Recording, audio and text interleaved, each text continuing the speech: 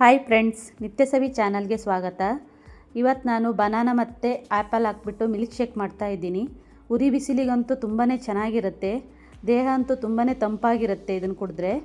ಹೇಗೆ ಮಾಡೋದು, ಏನೆಲ್ಲ ಇಂಗ್ರೀಡಿಯೆಂಟ್ಸ್ ಬೇಕಂತೇಳಿ ನೋಡುವ. ಈಗ ನಾನು 3 ಬಾಳೆಹಣ್ಣು ದೊಡ್ಡದು ತೊಗೊಂಡಿದ್ದೀನಿ, ಈ ಥರ ಕಟ್ ಮಾಡಿ ಇಟ್ಕೊಂಡಿದ್ದೀನಿ. ನೀವು ಚಿಕ್ಕ ಚಿಕ್ಕ ಬಾಳೆಹಣ್ಣಾದರೂ ತೊಗೋಬೋದಿಲ್ಲಿ. ನಾನೀಗ ಒಂದು ಮಿಕ್ಸಿ ಜಾರಿಗೆಲ್ಲ ಹಾಕ್ಕೊತಾ ಇದ್ದೀನಿ.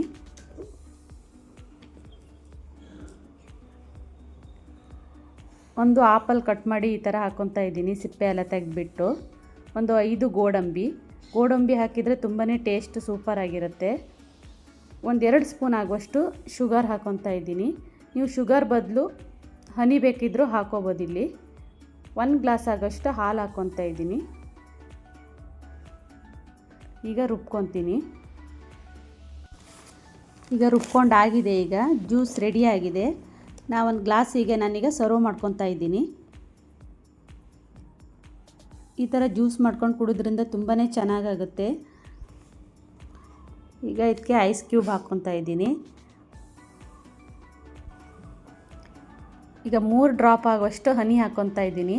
ಈ ಥರ ಹನಿ ಹಾಕ್ಕೊಳ್ಳೋದ್ರಿಂದ ತುಂಬಾ ಚೆನ್ನಾಗಾಗುತ್ತೆ.